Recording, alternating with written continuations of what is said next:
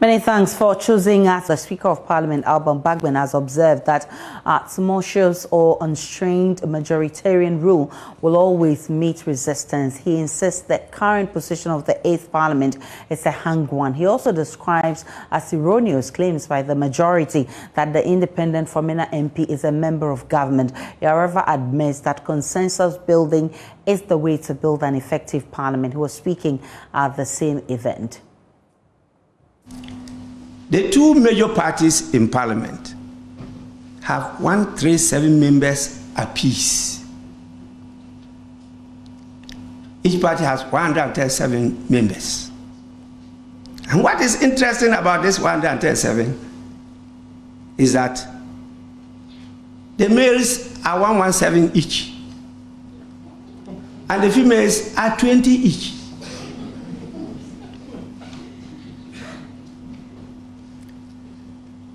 So, this claim of an independent member being a member of the party in government is erroneous and unconstitutional. But he knows very well that if they both belong to the same party, they cannot both hold the positions of deputy speakers of Parliament. It's not me saying it, it's the 1992 Constitution. It is the standing orders of Parliament. And so it is this independent member, who was a former member of the party in power, that they want to draw their strength from. I am the Speaker.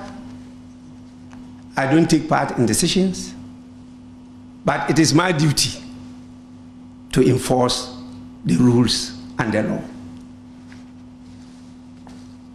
And in trying to do this, definitely, a country that is used to tumultuous majoritarian governance will definitely meet resistance and there will be frictions.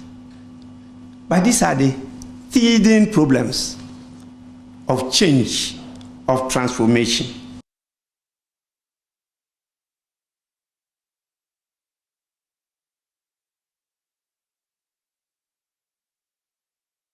Mr. Alban Bagbin says he cannot be blamed for government not being able to convince MPs to support its business. And I think that the only way, as he himself said, was to get the two sides to consult more, to dialogue, to cooperate with each other, to compromise, to collaborate, and to achieve consensus.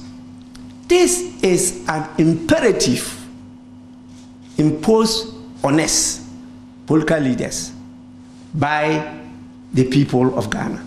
We have no choice. And so, when the other side fails to gather their numbers, and a decision doesn't favor them, the Speaker cannot be the cause. Because the Speaker is not counted among members of Parliament. I am not a member of Parliament in Ghana. The Speaker is not, and that is what we opted for. You just don't come in and say, because I'm the party in power, or I'm the individual who is the executive president, this is what I want, no more, no less. I say this clearly, not just from my experience, but from the knowledge of the option we took as a country. It is possible in Ghana to have a government with minority members of Parliament. And it is possible in Ghana to have an independent person being a president of Ghana. That is a legal framework we crafted for ourselves. And so if we don't learn this and imbibe this culture of give and take, of jojo, of trying to look at the national interest, but look at parochial party interests, then our democracy will definitely not succeed. And it's not the prayer of anybody, at least we those who have experienced other systems of governance, that there should be some backsliding of our system. Let's stay on Parliament, because you know that the members will be returning to Parliament tomorrow to consider the controversial E-levy. The minority is accusing the Finance Minister, Ken Ofori-Atta, of intransigence, which it says contributed to the stalemate. Now, ranking member on the Defence and Interior Committee has been speaking exclusively to Parliamentary correspondent Parker Wilson. Happenings in Parliament in the last meeting clearly was a recipe for disaster so far as this particular democratic experiment is concerned. And so the earlier we did something by way of building consensus, the better for all of us.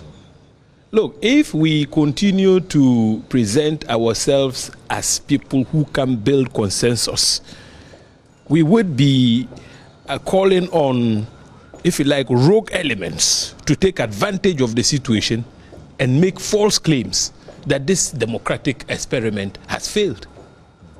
Already happenings in the sub-region, I mean, it's very alarming. It's very, very alarming. And so we don't want to give rogue elements the impression that this particular fourth Republican democratic experiment is on the brink of failure. And so the call for consensus building is very, very, very crucial for me, speaking from the security point of view. But having said that, we need to call a spade a spade. We have two parties that make up the current parliament, the 8th parliament, and one independent member of parliament. And what is at stake is the E-levy debate. E-levy. The minority has shown a lot of good faith and goodwill so far as consensus building is concerned. Right from the word go, the minority was prepared to make concessions. But the finance minister demonstrated a lot of intransigence. So, in his view, you either take it or you leave it. And that is why negotiations collapsed. So you're actually negotiations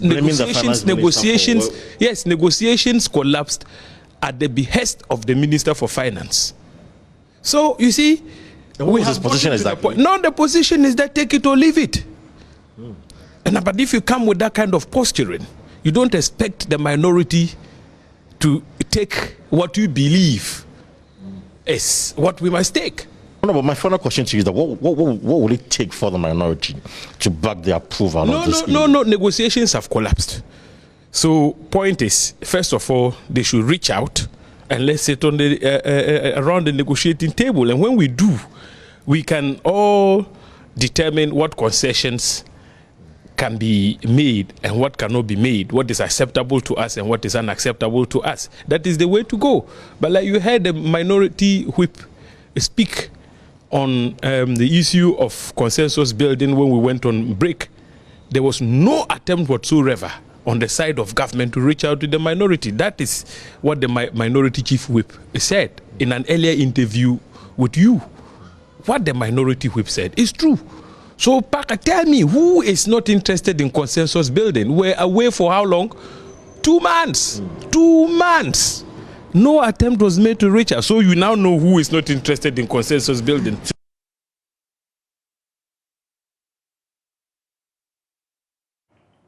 So has anything changed as far as the approval of the E-levy is concerned? Joining me for this discussion is Andrew Ejapa-Mensah, who is Deputy Energy Minister and MP for Sekondi. Also joining me from the minority side is Deputy Ranking Member on the Communication Committee of Parliament, Sam George, who is also MP for Ningo Pram.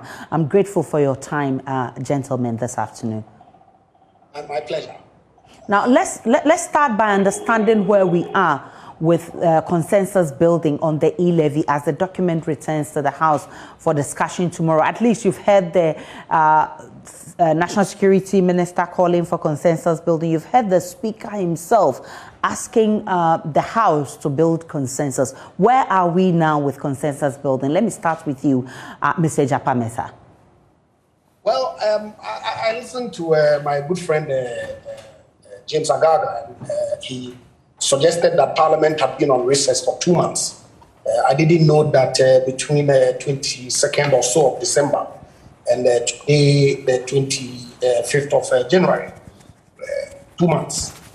But clearly, is not true. In any event, we all were on break, we're on recess. Those of us who have some other assignment to perform obviously stayed at work to work, but most of the MPs went to their constituencies to do constituency engagements. And so my expectation is that if there was any consensus building attempt, it is when we resume tomorrow that leadership of the parties would then engage and see where we are, that we can build consensus to ensure that the business of managing the affairs of the people of Ghana continues without any disruptions. It is refreshing for James Agaga to have observed that indeed a continued posturing that then seemed to suggest that we've taken entrenched positions may not augur well for our democracy. And so my expectation would be that our friends on the other side, yes, by all means, they should have their say, but at all times have the recognition that ultimately the responsibility is that of government. And so, barring the view that if whatever they suggest is not taken, then amounts to intransigence on the part of the finance minister, which obviously, if you take such a position, then it seems to me that it's a take it or leave it situation that they also are seeking to profit. That may not augur well. And so I would urge them that, yes, by all means, government is the one that has been voted for, has a responsibility to manage the affairs of this country, at least for the tenure that the government is in power. The minority ought to hold government to account, but that exercise in itself should not amount to one that puts an impediment in the way of governance. And so let's see. I'm hopeful that upon the Christmas period, a lot of reflection would have gone on, and that when they come back, they will see eye to eye with government and allow the processes to continue without any disruptions and or violence, as was the case during the last meeting. Strong stance of not wanting the E-levy at all before you went on recess. Has your stance changed as the document is being brought back?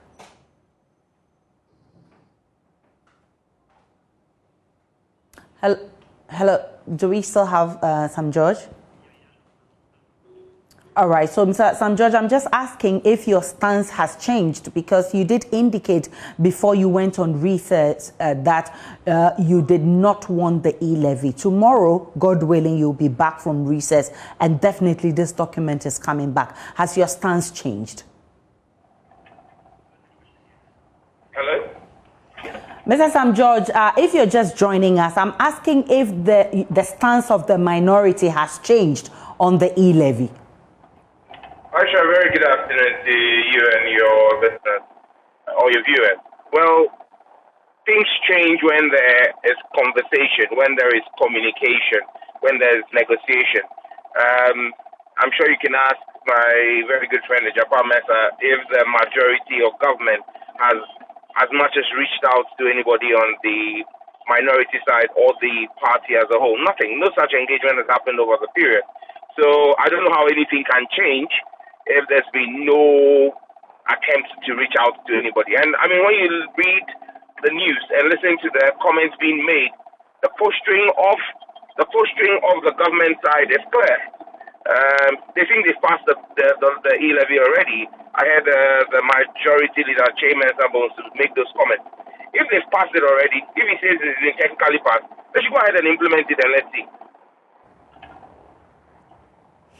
Mr. Sam George, government has explained that it needs that money urgently to run government business. Failure to approve will bring government business to a halt. Won't you consider this appeal and approve the document? That's not true. That assertion is not backed by law, it's not backed by facts, it's not backed by maths, it's not backed by science. It is empty talk. No substance to it. Who says a government business will run to a halt if we don't get 7 billion from E-levy? But who even told government that they will get 6.7 billion if we rolled out E-levy today? So are they telling us that even if we rolled out the E-levy and they fail to raise the 6.7 billion, government will go into shutdown? Why is government not interested in expediting the waivers bill, the tax exemption bill in Parliament? Parliament grants over 5 billion Ghana cedis worth of exemptions every year from the Ministry of Finance, given by the Minister of Finance.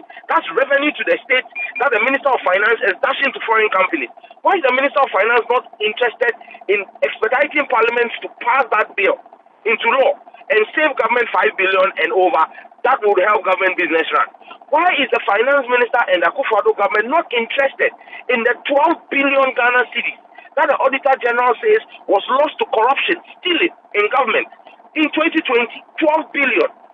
That's 2 times what they will make from E-levy. So if they even decided to fight corruption halfway, if there was a half-hearted approach to fighting corruption, they can raise 6 billion just by plugging loopholes that are in the Akufo-Addo government in 2020.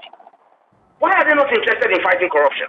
Why are they not interested in stopping the gifting of tax exemptions to foreign companies as gigs by people at the Ministry of Finance?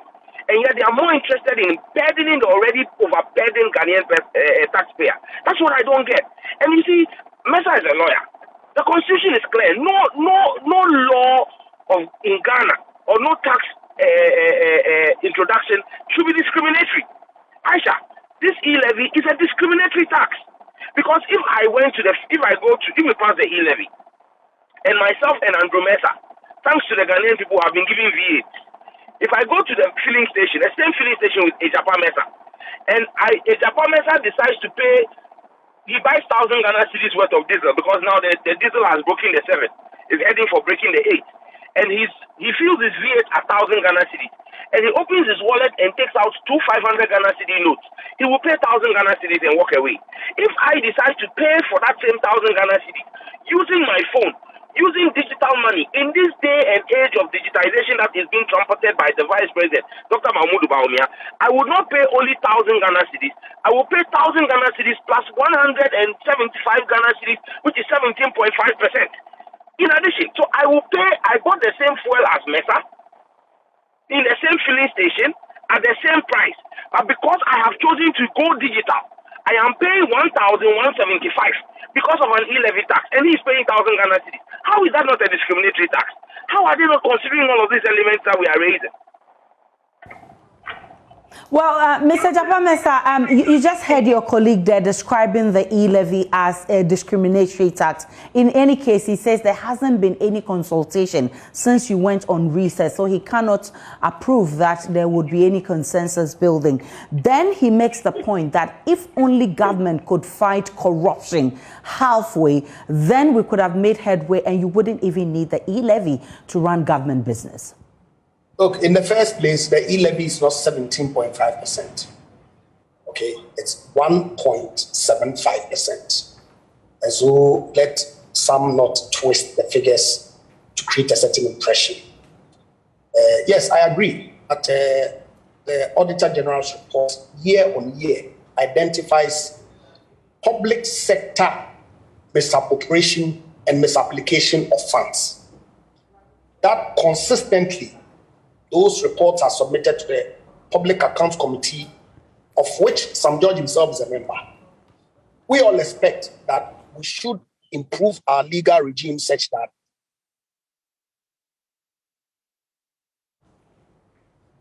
misappropriation, hello? Yes, Mr. Mesa, you're on air. Essentially not by political appointees, okay? Yes. Is dealt with. We all agree, and the Finance Minister has indicated that the Auditor General himself, when he appeared before the Special Budget Committee, I raised the point that it is indeed the case that not all these funds are lost, because between the time of the audit report and the publication, steps are taken for people to provide responses to the queries and things that end up in the report. And so the Auditor General himself admitted that there was the need for them to do a post-audit sum exercise that then brings out a reality of what indeed has been lost to the state. And I agree that loopholes ought to be blocked. That is why the Finance Minister has indicated that government was going to, if need arises, cut budget on a quarterly basis by 20%. It is this government that brought the exemptions bill to Parliament, okay, to streamline laws that we ourselves have passed to encourage foreign direct investment into our country. And so to suggest that the exemptions are gifts that the Finance Minister gives out to people, when in fact it is the law that he and I, Sam George, passed in Parliament that then enables the Finance Minister to grant exemptions when people who are entitled to, in accordance with our law, make an application and those things are granted. Yes, like I indicated, my understanding is that the engagement would continue. Parliament is resuming to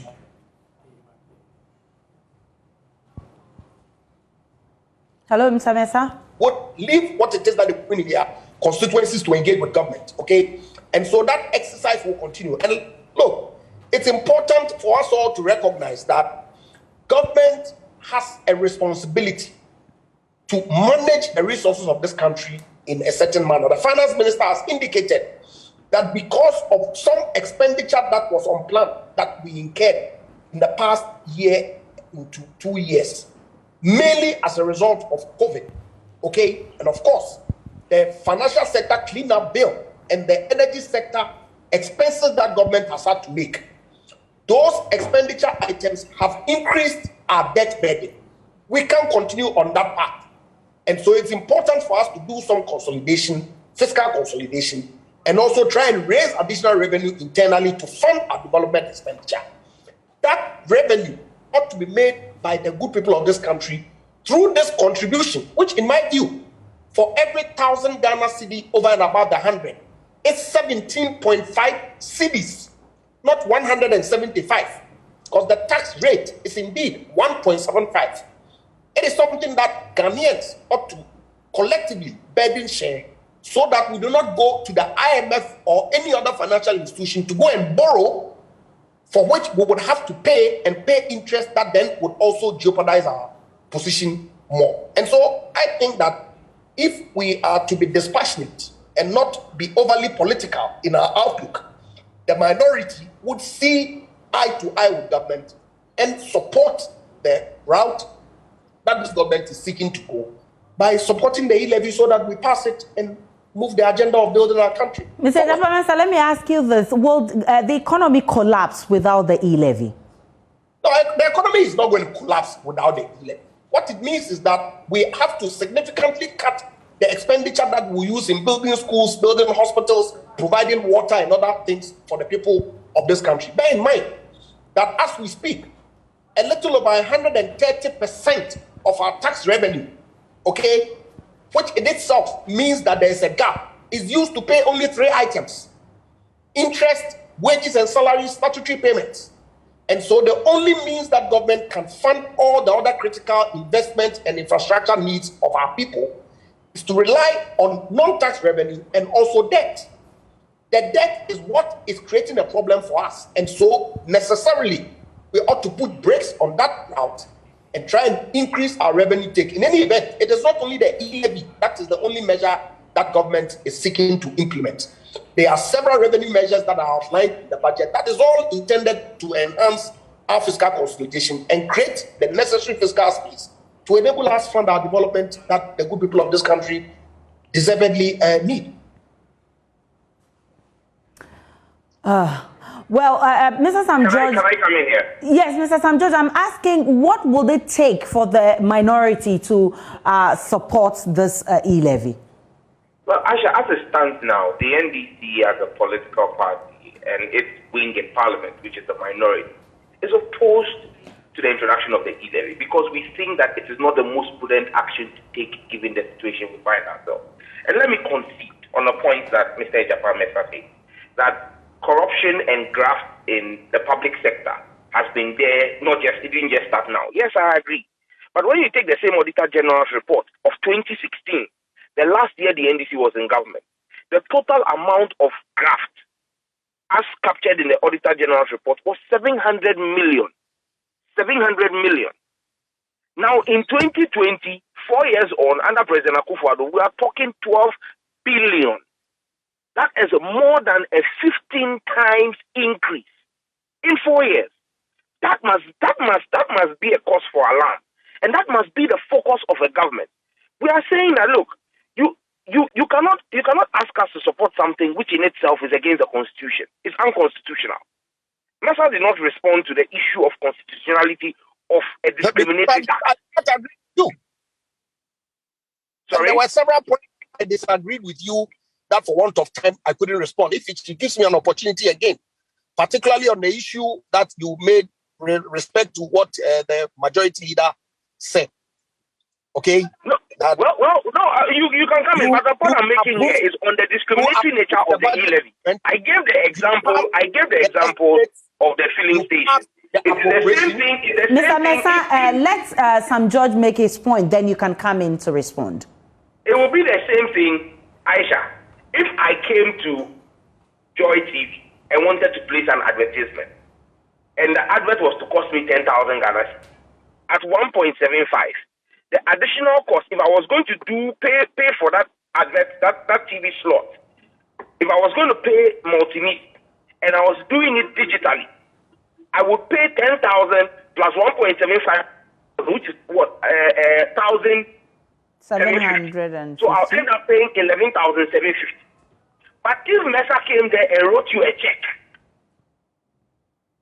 and don't forget that I'm paying you electronically from my bank wallet. But he is paying you physically with paper from his own bank wallet as well. He's not going to pay that additional 1.75. That is a discriminatory tax. They are silent on it. And look, the point must be made here that even the service providers, the telcos, who are the service providers, have acknowledged that, look, there is the need for us to do something about our 1%. They are the ones offering us the service. They acknowledge and have agreed to drop from 1% to 0.75. Ask the finance minister, Mr. Kenoforiata, that why is he stuck on 1.75? Everybody is making a concession or looking to make a concession. He is not willing to make a concession. How do you go to a negotiation with a fixed position? Who goes into a negotiation and says, for me, this is my position, I am not shifting? Who does that? And then you tell us that you are looking to build a compromise? Do you understand the meaning of the word compromise? A compromise means moving from your original position, I move from our original position, and we get to a position that is favorable to the general good. It may not be the best position for me, it may not be the best position for you, but you have come to a negotiation table with the minority. Late last year, we came with a 0% thing on it. There were conversations that ranged from 0.5 to 1%. Even though that was not favorable to us, you still insisted on 1.75, and that is the point you walked away and said, we would have no conversation with you, because you didn't seem to even be interested in having a compromise. So stop going around, the NPP government and the majority must stop going around and talking about building consensus. They have no intention of building consensus. You don't build consensus when you take an entrenched position. Nobody builds consensus by taking an entrenched position. And so this attitude of you can have your say, we will have our way, that happens when you have a majority like they did in the 6th Parliament or the 7th Parliament. Sorry, in the 7th Parliament, where they had 169 and we had 106. In this Parliament, there is no majority. You have 137, we have 137. And so we would both have to come together and think of what is in the best interest of the Ghanaian people. You do not impose a tax on persons who are moving to a digital form of payment, which is supposed to support the digitalization drive of government. You don't do that. You do it, you impose a tax on persons who are beneficiaries of the system. I have had members of majority caucus, the MPP side in Parliament, make references to Mr. Mahama government 17.5% on financial services. That was a tax not on the money you were making or you were paying into the bank. That was a 17.5% on the bank's own service charge. So when I go and do a bank transfer, my bank will charge me maybe 100 Ghana cedis for the service they've rendered. The government of Mahama placed a 17.5 cedi 17.5% tax. Not on transaction I went to do. No. The government says that my bank is charging me and took that away from the bank. All right, let's try and fix Sam George's phone line. He's making a point there. Mr. Japamesa, are you willing to meet the minority halfway to get this done and over? But you recall that when the suggestion was made, prepared as a party to consider 1%, the very next day, their own caucus came to deny any such concession. Indeed, if you look at the amendments that were proposed by the ranking member of the Finance Committee, he's proposing an amendment of the 1.75 to 0.001%. Is that a position that you can take to the table to have a conversation? Look, I am happy for us to work together to ensure that we attain the best for the good people of Ghana. But let it not be the case that the minority, and oftentimes I hear them say that, well, they have 137, we have 137. That may be the fact. But what they fail to add is that the independent candidate has indicated that he is at all times going to associate and do business with the NPP. That makes us the majority side, regardless of the number. Okay, after all, you need only 50 plus 1 vote to become the president of this country. That is considered a majority decision. So this talk of we are 137, we are 137, and that there's no minority or majority. Let him look in the Parliament Act to see whether indeed the majority leader is not described as a minister responsible for parliamentary affairs. And then if that is the case, let them tell us whether because we are 137, we are 137. Haruna Idrusu is also a member of cabinet. He's not. There's only one person who is a majority leader, which is Oseche Mensah Bonsu. Let us make progress. This petty 137, 137 is not going to help us. We are saying that the rationale for the E-levy is what it is that the finance minister has indicated. It is critical that if we want to generate the requisite revenue internally, all of us Ghanaians ought to burden share. And so government has brought the smallest tax handle ever, as far as my memory serves me, 1.75, to try and shore up the revenue base of the country. So we are not left with the option of having to go to the IMF or the capital markets to raise some additional monies at huge expense. We would rather do it internally, and I would urge my friends on the other side to throw their weight behind the government if they bring legitimate proposals backed by some rational thought, constructive criticism, constructive suggestions. I'm sure that that can be considered.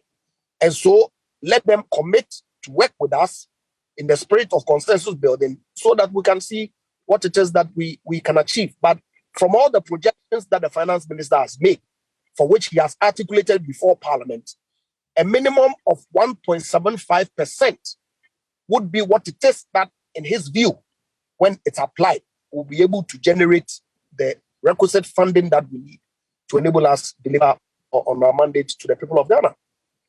So, Mr. Japa and Sam George, I'll have you hold on a minute for me, because beyond the NDC and the NPP, Ghanaians themselves have been talking about this. Last week, the finance minister said that there was extensive consultation to get all Ghanaians to come along with government on the E-levy. So we set out to put out a poll on what Ghanaians want actually with the E-levy. This is not scientific, but actually it gives us an idea of what exactly Ghanaians want. So this is what we put out there. The E-levy returns to Parliament tomorrow, 25th January 2022. Do you support the passage? And we had 13.7% saying yes and 86.3% saying no. So out of, this is over 1,000 people who were voting. So let me ask for your quick reaction to this poll, Mr. Sam George. Well, Asha, for me, I think that it is reflective of the NDC's position that majority of Ghanaians are against the introduction of this tax handle at this point in time, and that it has not engaged the minds of majority of Ghanaians. There's a point Honorable Apeatse made about the IMF. But who says Ghana is not in an IMF program as we speak? Take the budget statement. If you take the budget for 2022, the finance minister, as part of his projection for government revenue, is projecting to access $750 million as part of a rapid credit facility that Ghana accessed last year under COVID from the IMF. So we are taking almost $1 billion, $750 million from the IMF this year. So the fact that you have not officially announced that you are in an IMF program, you are going to take almost $1 billion from the IMF. So the economy is in dire straits.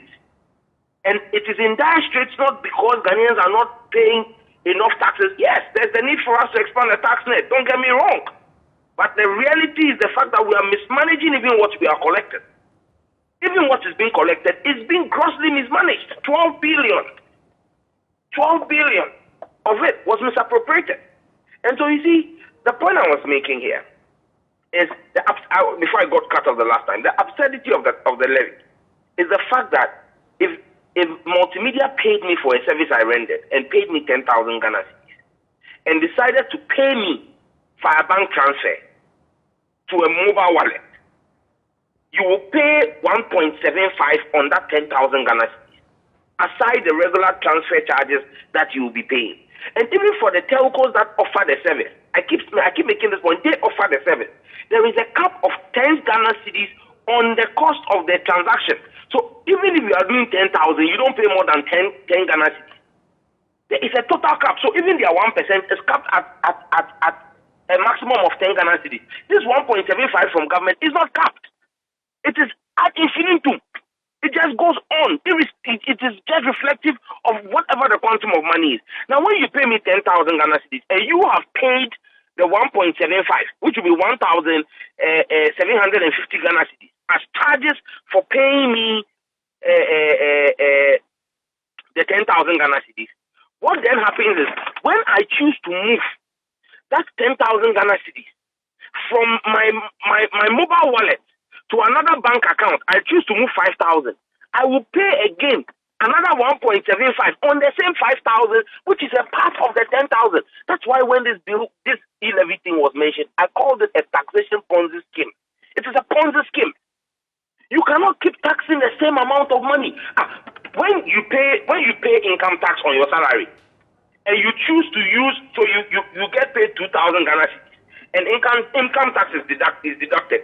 When you choose to use 500 Ghana cedis out of your salary to do something else, do you go and pay another tax again to GRE? All right, so Mr. Apeatse, it's only over 13% Ghanaians, I mean, out of the over 1,000 people that we sampled in that poll who want the E-levy. Is government still going to continue with this?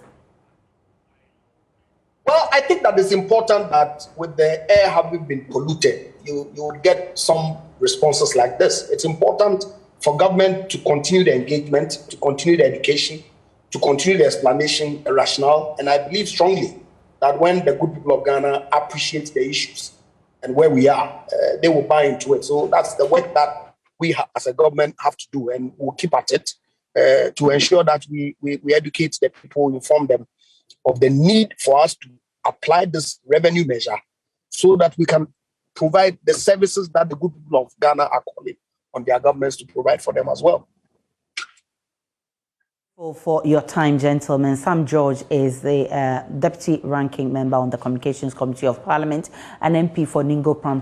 Andrew Apeatse is MP for Sekondi and also Deputy Minister for Energy. Also this afternoon, we'll tell you the story of a 3-year-old Beatrice Frimpong who was playing with her baby sister when their house collapsed after the explosion at Apeatse in the western region. She survived the disaster, but her sister died after the building came crashing down on them. Little Beatrice now has bruises on her face and other parts of her body. She's part of some women and children undergoing medical screening and psychological assessment at the St. Michael's Catholic Church.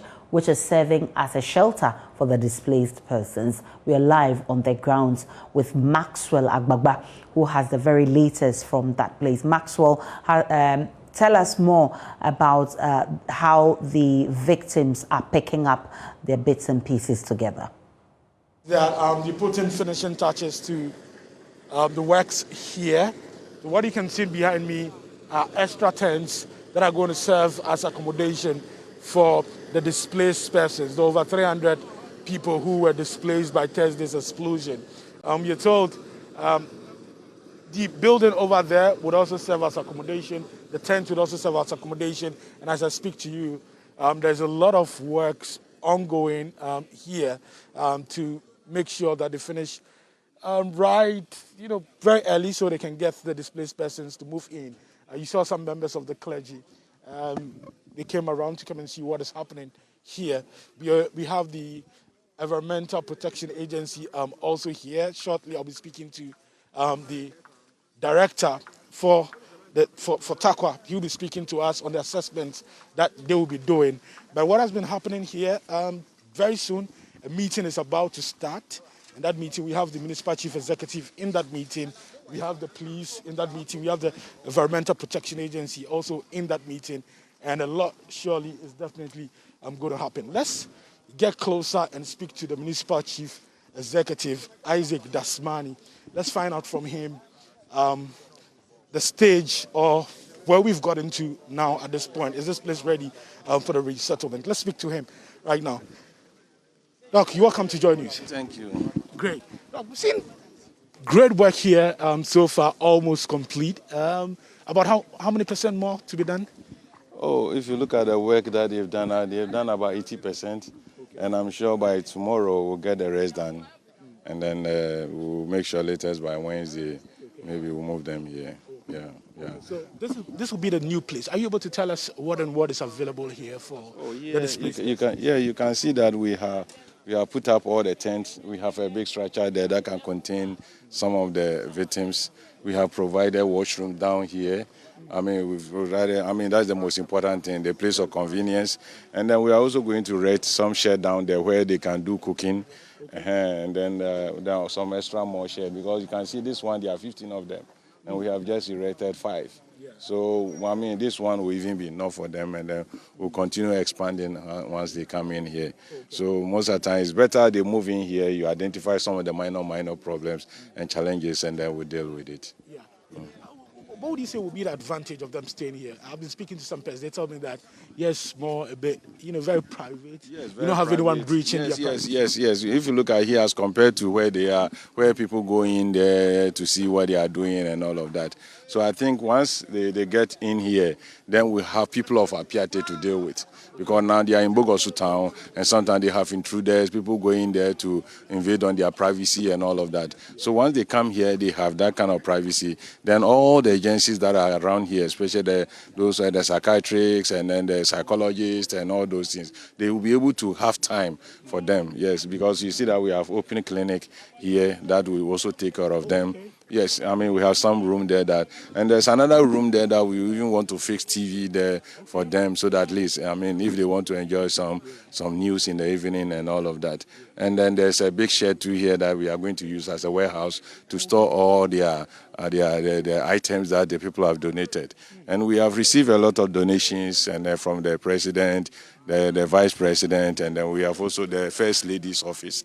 They have also brought us a lot of relief items and then all of that. So I think we are going to work on that, and then probably they come, because here, if you look here, their farms are all over. So their farms are very close to this place. Their farms are very close. So some of them, even yesterday, one of them jokingly says, I can go to farm and bring you plantain. You understand? So they were, we are building here with them. So, and they have accepted it because there's electricity here, and I'm putting up lights and all of that. So I think the places, we have boreholes already constructed here. This morning I brought 2 big polytanks there to store water for them and all that. So we are looking at where we feel that they'll be more freer and then comfortable as compared to where they are now. Yeah. Interested. Say kudos to your team. What I found out, there was a music meeting earlier today, right? You want to tell us the outcome of that particular meeting? What Yes, the purpose? the music meeting, what we went there to do is to form a committee that will foresee the disbursement of the relief items. I mean, we manage it, and then all the resources are coming. What we do, if you look at the committee, we've included the CEO of the Fiasma Rural Bank, and then yes, he is going to see to it that all the monies that we receive goes into the bank account, and then at the end of the committee will sit down and then we'll plan properly and disperse it to them, and then also use it to take care of or provide the necessary things that they need. Okay. Yeah. Okay. Great. Yeah. So that was all that meeting was about, right? Yes. And then there's another meeting. Yes, that one we are now. It was we formed the committee. Okay. So now that we are coming to sit down, and then probably we elect some few who will be the chairman. And the other things, and the others. Okay. Thanks so much for talking to us. So you just heard the Municipal Chief Executive for the Prestia Huni Valley Municipality, Isaac Dasmani, giving us details about the music meeting and also telling us how ready this place is to welcome the persons who were displaced by Thursday's explosion. Let's go and speak to, so like I mentioned earlier, there's a big meeting that's about to happen. And like you heard him say, this meeting would elect, the chairman of the committee and other executives for the committee. But let's speak to one of the men here, the Takwa Divisional Commander. Prestia Divisional Commander. You're welcome to JoyNews. Thank you. Great. We want to find out, what has it been like so far, coordinating, the security for the people and all of that? What has it been like so far? Well, we've had very much coordination from all other security agencies, and the Municipal Assembly has been very, very cooperative. For police aspects, we've been able to deploy as many hands as possible, right from Ashanti region, from Accra, from Takoradi, and then the local police are all in support. So I must say that so far we are firm on the ground, and there's no cause for worry. There's calm so far within the community, so there's no cause for alarm at all. Okay. Yeah. Another issue that has come up strongly and the controversy about whether there was an escort, vehicle with an explosive van, as required by the regulation. I'm sure has come to your attention. What are you able to tell us about that? Was there an escort vehicle with an explosive van? Yes, there was an escort. There was an escort. There was an escort vehicle. Yes. Okay. But some of the residents are telling us that they did not see any escort with the vehicle, with the van. Well, it depends on, mostly you might say it depends on what the public perceives to be escorts. Probably they're looking at seeing marked police vehicles or probably sirens following it, but that is not the issue. But there was an escort. Yes. There was an escort? Yes, there was an escort. A police officer who was in front? There was a police officer, yes, in a vehicle leading the explosives. Finally, how possible is it, could it be that a vehicle that is not supposed to travel or go beyond 60 kilometers per hour, with an escort, we still have this situation with the motorbike that colliding with a motorbike like we've been told? Well, I wouldn't want to preempt matters, so investigations are ongoing, so let's see how the investigations unfold. But for the sake of the police escorting, just to quench this controversy then. So yes, we are confirming that one. As a district commander on the ground, yes. Okay. But any other thing, let's see how investigations unfold. Okay. Yeah. So, Prestia Divisional Commander. Prestia District Commander. District Commander. What was the rank again? Jabalu? My name is Jabialu, Superintendent Jabialu. Okay. Thank you so much for talking. You're welcome. Thank you. Okay, so the Superintendent Jabialu is part of the meeting. The meeting is about to start. So at this point, we'll move away for the meeting, to begin. But like I mentioned, they are getting ready with the grounds. It should be ready in some minutes. I have the Takwa Environmental Protection Agency manager here with me. Let me find out from him. They've been doing some assessment on the ground. They've been doing some assessment on the ground at the community where the explosion happened. Let's speak to him and find out from him what they've been able to do so far. Sir, you're welcome to JoyNews. Thank you very much. Yeah. Oh, no, yeah. Yeah, so tell us, you've been on the ground. Your name, sir? I'm Prosper Yaunkroma. Prosper Yaunkroma. Yeah, Acting Director at the Takwa Regional Office of the Environmental Protection Agency. Okay. Tell us, what have you been able to do so far on the ground, your assessment? What did you review? Thank you very much. What we've done was, ever since the incident happened, we were here within 30 minutes of the incident. The staff president were here. We've been here on a daily basis. And on the Saturday, a team from the Environmental Quality Department of the head office was dispatched to the ground to at least assure ourselves of the environmental conditions of the place, whether it is conducive for resettlement or that we need to mitigate some environmental impact such as compromised air quality or soil or water quality. So the team has done that sampling and had sent the items to the samples to the lab for analysis. We also did air quality analysis of this temporal place for resettlement to assure ourselves that since they are coming to occupy here in the few days, how is the situation like? How is the ambient baseline conditions are? So that when they are here and they start to complain about at least air health, respiratory disease, we know the quality here. So that we have also done. Today, my executive director himself, with his high-powered delegation from the head office, arrived here, interacted with the MCE and the MUSEC, as well as the chiefs of the area. He has toured the site and looked at the impact of the devastation, and also realizing that there's the need for building materials for the construction. On behalf of the agency, donated 200 bags of cement to support the resettlement program. He assured my executive director, if you know his Honorable Dr. Kwabena Kukufu. He came here personally to do the donation. And also, there's the expectation that unless EPA clears the environment as safe for resettlement, they cannot rush into it. But I'm curious to find out what your preliminary findings are with the area that they were previously, where the disaster... The devastated. Well, the pressure is a devastated area. Seriously, it's devastated. And like I'm saying, for air quality, the samples must be analyzed for parameters that we think could be toxic to humans. Because the chemicals that were being transported, and for the ammonia, whatever that blasted, how did they react with the environmental parameters such that it could create? So basically, overview, you can't conclude unless you get the results from the lab. But generally, it was his view that the environment is not too risky from the environment point of view. And that in a couple of days, I believe by Wednesday, results would have come out for clearance to start the construction work. Thank you very much. Welcome, my brother. Okay. So the meeting is about to start here, right on my right-hand side.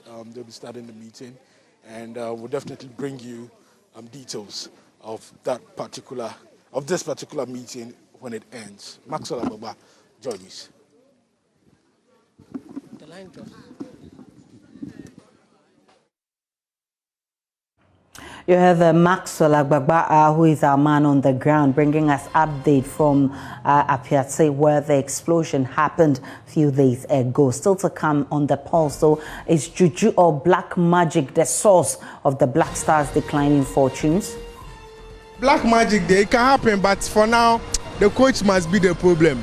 His changes and tactics are not working at all.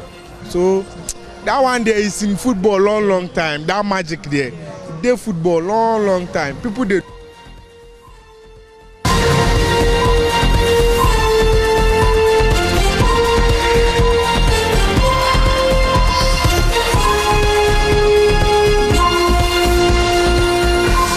Welcome back to The Pulse. Remember, we are live on all our social media handles. It's on JoyNews on TV. You can tweet at us with the hashtag The Pulse. My personal handle is @Nana Aisha. Now, perceived use of juju or black magic in the national soccer team is an open secret, though yet to be fully confirmed. Indeed, some attribute the poor performance of the senior national team, the Black Stars, and some players to juju by some players. Now, the closest the nation came in admitting the existence of the practice was in 2012 when former coach of the Stars, Goran Stefanovic, in his report to the Football Association revealed that some players used black powder during the Nations Cup in which Ghana came fourth, and according to him, that affected the team greatly.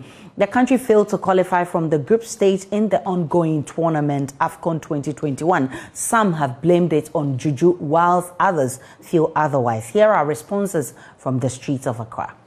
I don't think so. Personally, I don't think that is the cause of, the fall of the Black Stars. I don't think so at all, because I think that if no matter how even God is even helping you, you also need to help yourself. Yes, so even if someone is using this juju or whatever it is, or even someone even has God, and you don't practice, you don't really up your game, there is no way you're going to play better, because God wouldn't come on the pitch, or even that juju wouldn't perform any magic per se on the pitch. You have to, up your game. So I don't think that is solely the reason why Black Stars are really not doing well. Oh, the black magic there, it can happen, but for now, the coach must be the problem.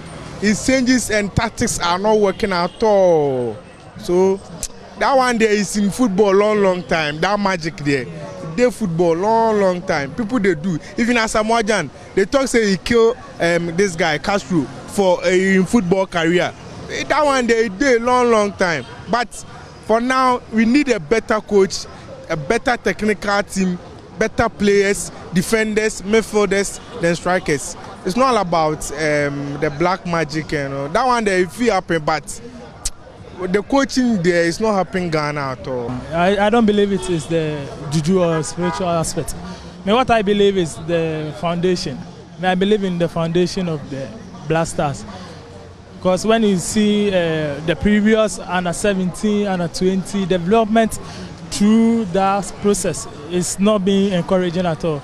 So I advise the technical team, the GFA, everybody who is involved, to look at that aspect. There's spiritual aspect in it, but it's all about the mindset. If, for instance, someone is doing me juju or that kind of stuff, we all pray. So if I prevent somebody from doing me juju, it shouldn't affect me in my performances. So I just believe the players' mindset, they have to come as a team. Unity is the key in football. So I just believe if there is unity in it, we are going good to go.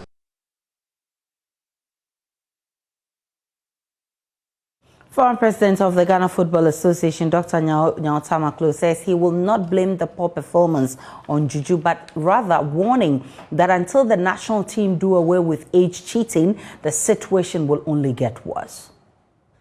Listen to me very carefully. If you have 70% of your football 30 plus age or ages, and you use them, you can be sure you fail. Now, modern football is nothing but passion, not just passion, but you must play the ball in such a way that one sees your energy. Modern football is energy. You must be hungry for success. Now, age cheating is one thing too that it destroys our football. Age cheating, and that is what is showing. Most of the boys you see there are over 30 years, I'm telling you. Age cheating, that's why they can't run. That's why they get tired. I was interviewed by George Adu, and I told him that there's no way he will succeed. William will not succeed. He deceived the nation, Ghana. He left unceremoniously for another country, somewhere in Asia. He didn't fare well there. He came back to one of the Arabian countries. They sacked him. And then he was at home doing nothing. I think by the time they got in touch with me, he had sat home for about 5 years, 4 to 5 years. And such a person definitely is rusty.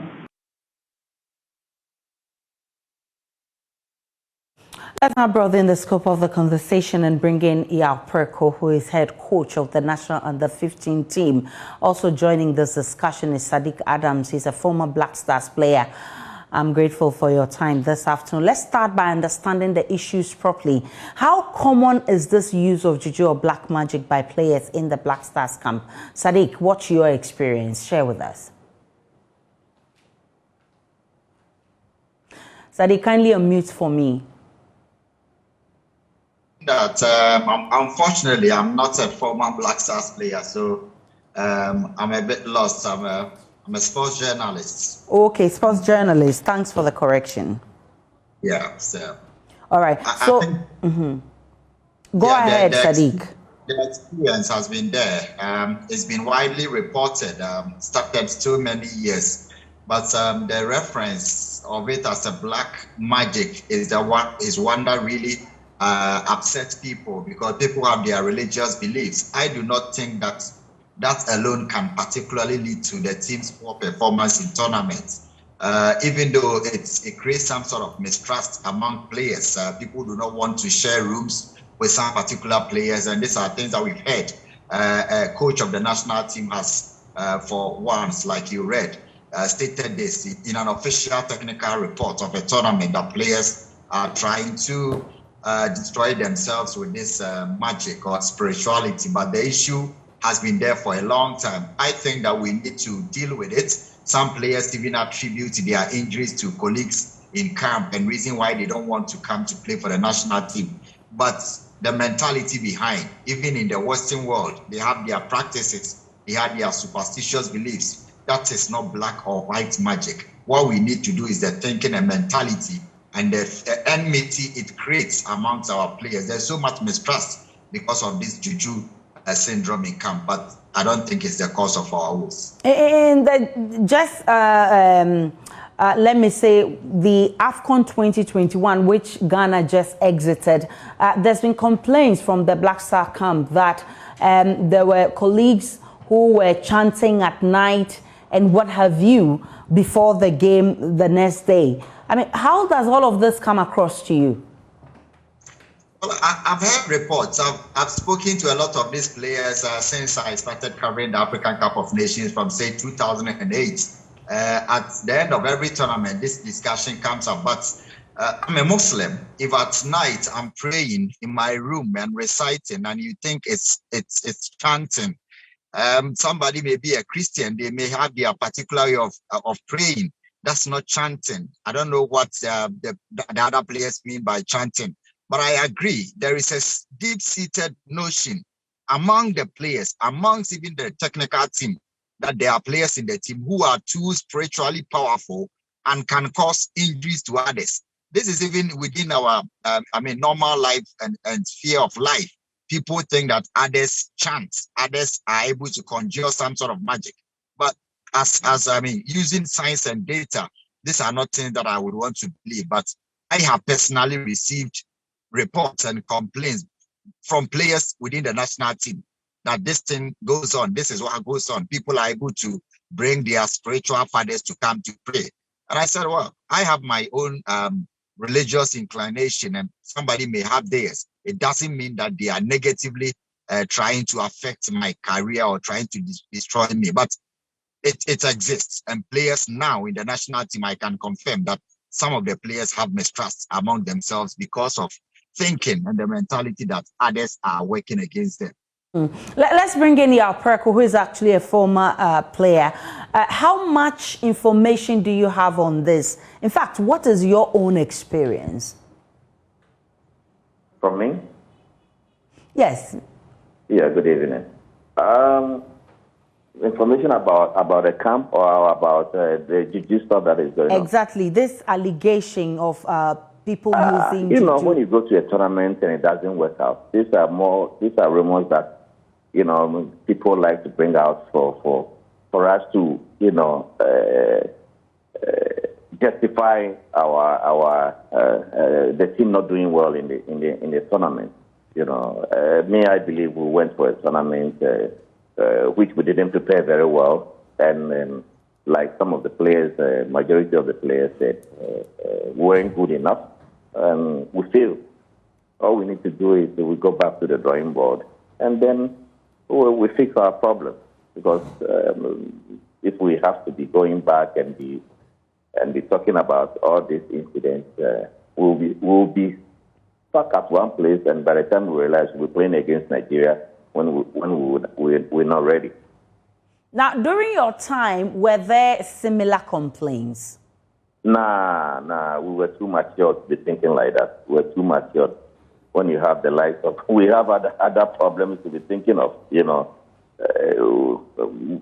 all professionals. We're all professionals, matured.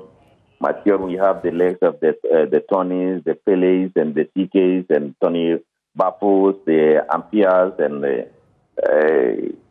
we were too mature to be thinking like that. You're in your room, you go and sleep, and you wait for the next day to go to training and think about the game that is coming up. Now, let's look at the poor performance. Some attribute it to the juju, others attribute it to the age cheating. What do you think is accounting for our poor performance? I'll start with you, Alperko. I think, like I said earlier, we didn't prepare. We didn't prepare very well. We had so much hiccups. Before the tournament and during the tournament.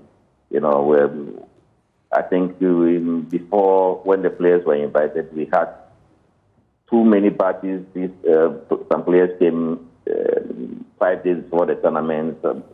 It was bad. I knew the coach is going to struggle to come up with a good team because first of all, he didn't know the team. He didn't know the players when he came. And I thought he's going to use the Cup of Nations to get to know the players because when he came, the time was too short for him to get to know the boys.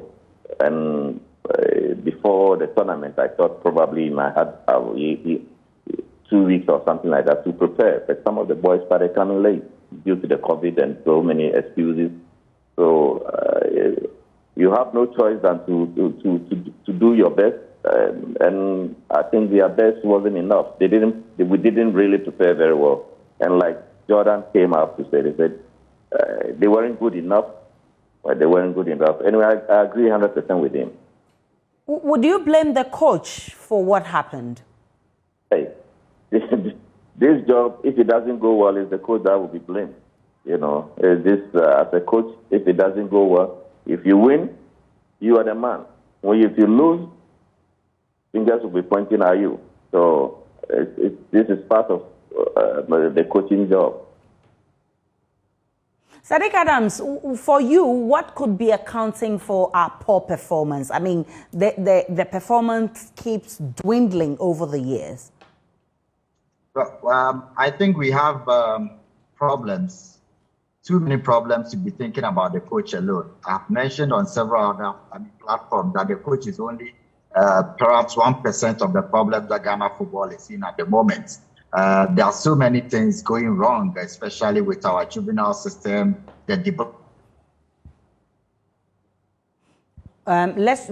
Let's try and get Sadiq back. He's making a very valid point. There's concern about political influence. And even before we talk about the political influence, the bit that Nyao Tamaklo raised, the age cheating, do you think it has a way of affecting our performance when people are 30 years and they say they are 21? Does it in a way affect our performance? This age cheating thing, I don't want to talk about it. I once made a comment about it and I nearly paid for it. So age cheating in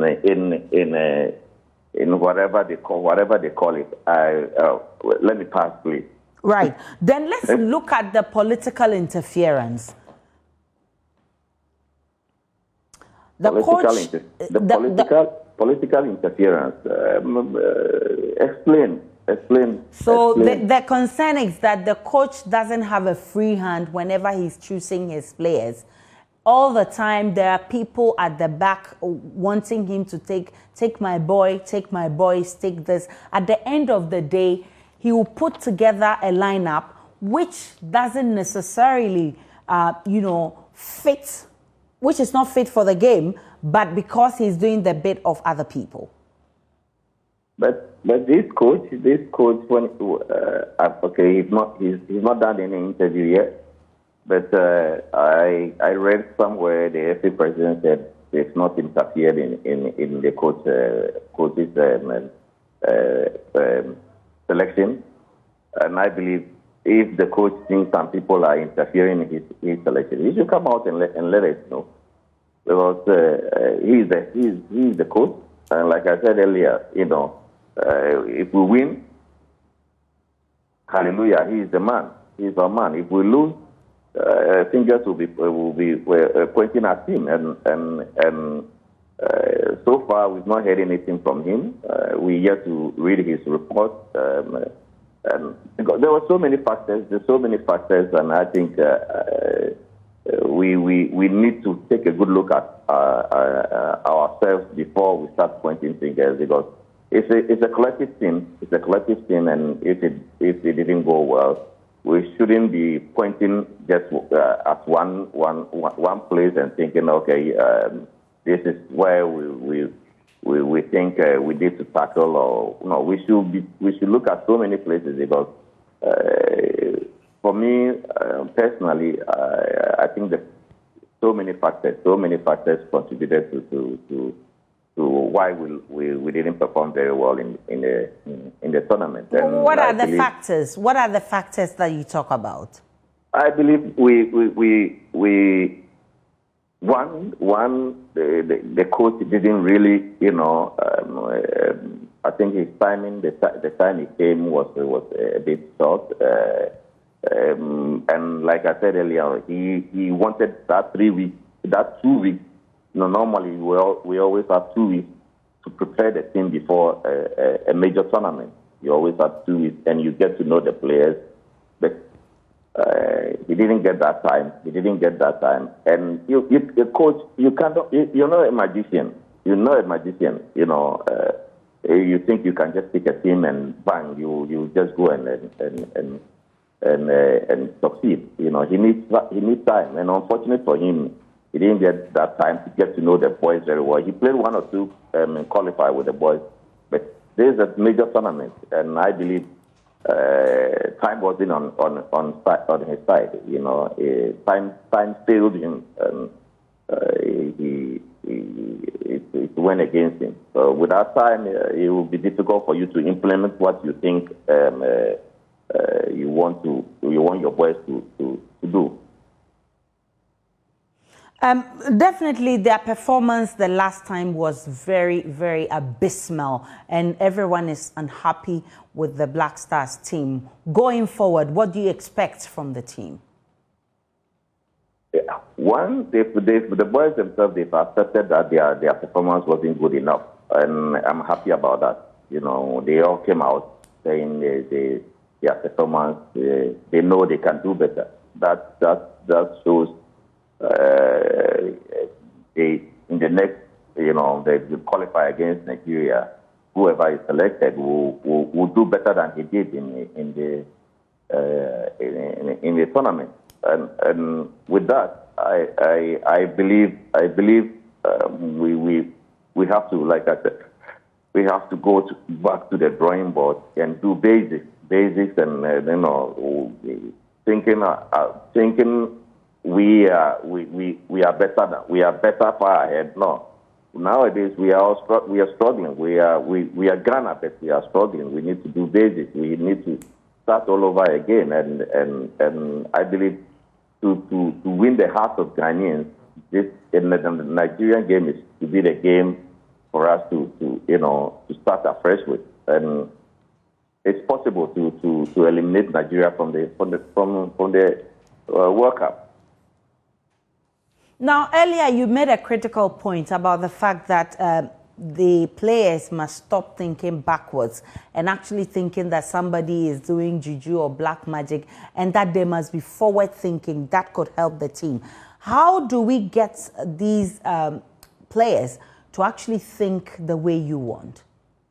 It's a lot. You have to have a meeting with them. You have to have a meeting. You have to organize them. It's all about meeting, and then everybody will pour his heart, or individually you call them, and and they will express whatever that they feel that is disturbing them, because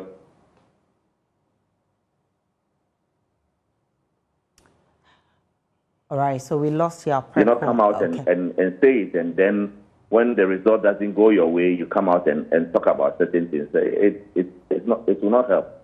I believe you will not play for the national team forever. You are also passing through.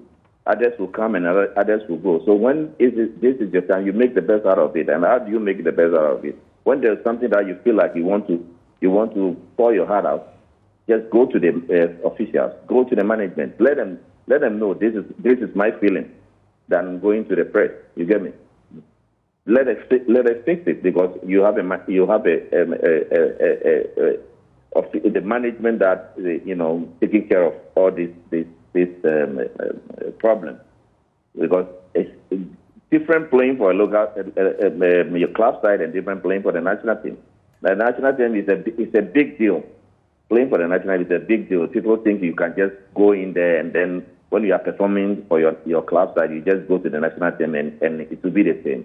Trust me, the spirit of the national team is very, very high, and you need to be ready before you come in. Don't go in there and think, I'm good with my my club side, and you go to the national team. You mess up. We've seen big players, especially in the English league. You've seen big players years back.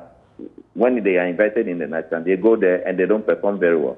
It's like that. So you have to be very, very ready. And I think we need to, like I said earlier, we need to look at ourselves, especially the players. Like they said, they need to look at us and realize that their performance wasn't good enough and that they can do better. Because at the end of the day, they are the guys to do the job for us. The coaches cannot be on the pitch.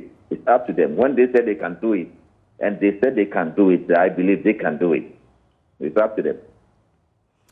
I'm grateful for your time this afternoon. Yao Preku, he's a former Black Stars player and he is the manager of the under-20 team as well. And we've been talking about how the Black Stars can improve on its performance. Now, Upper West Regional Director of the Driver and Vehicle Licensing Authority, Zoom Thomas, has disclosed that out of a total of 1,214 clients who took part in theory tests in the region, 32% of them failed. In the same breath, 19% of the 988 persons who took part in traffic tests also failed. The Upper West Region's office, however, made some marginal gains in their financial transactions. Zoom Thomas made the disclosure during a whistle-stop visit of the region, but board members of the DVLA. JoyNews' Upper West Regional correspondent Rafiq Salam has more. West Regional Director of the Driver and Vehicle Licensing Authority, DVLA, Zoom Thomas, briefing board members of the DVLA on their operations, revealed that 68% and 81% of clients who took part in terror and traffic tests, respectively, in the year 2021, passed. Our terror test, not all terror exams must qualify automatically. We made 1,240 passes and then failed 522. That 32% and 68. If you look at it in the chart, the demonstration is clear, 32% and then the 68%. In traffic test, we had 988 and 81. That's 81%, and the fail is 232. Zoom Thomas spoke of the financial gains made in their operations in the last 3 years. We look at 2019, we made 727,920. In 2020, we grew marginally to 793,320.50. In 2021, we had 877,222. That is for road fund. If you look at the variance between the years 19, 20, and 21, is 84,404.50, a growth of 11%. Our licensing duties, one of our operational areas. In 2019, we made 574.485. In 2020, it shot up to 807,827.70. And in 2021, it went to 587,058,363. If you look at the variance, it's 50,538,050, a growth of 6.26%. Interacting with staff of the authority, board chairman of the DVLA, lawyer Frank Davis, noted that due to the efficient, effective and professionalism exhibited by staff of the DVLA, it is touted as one of the foremost institutions in the country, evident in the number of awards back over the last few years. That you, the staff and the employees all over Ghana have now understood the work ethics, discipline and culture of service that this authority prides itself for. We are no longer in the league of corruptible institutions. We stand tall. And so far we have chalked a lot of successes and have won coveted trophies. Deputy Chief Executive Officer of DVLA in charge of financial services, Kwame Apiakubi, opined that due to innovation and technology, they have been able to minimize the activities of middlemen, popularly known as Goro boys. I think DVLA, we believe that the issue of Goro, we can solve it with technology. So if you've seen how we've actually improved our services through IT, now it will come to a time that there wouldn't be anything for you to do. We know with IT we'll be able to solve this issue, and you can testify that now with Goroism is better than before. And now I wouldn't say that we've completely eliminated it, but you see with few years to come, you see that if it's not removed, it will become a very minimal. So with technology, we are going to solve the issue. Reporting for JoyNews, Rafiq Salam. Wow. We take a break. When we return from that break, we'll bring you more sports from the sports team. Stay tuned in.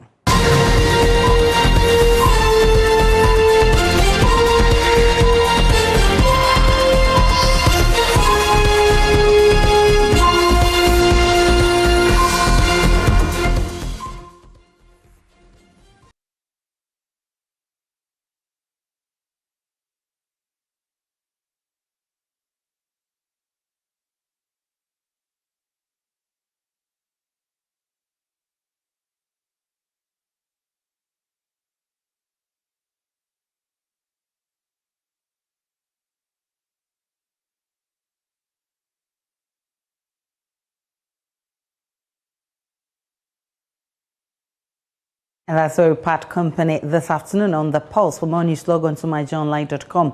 There's more news and updates of all the developing stories. Up next is Let's Talk Showbiz. Do enjoy the rest of our programs.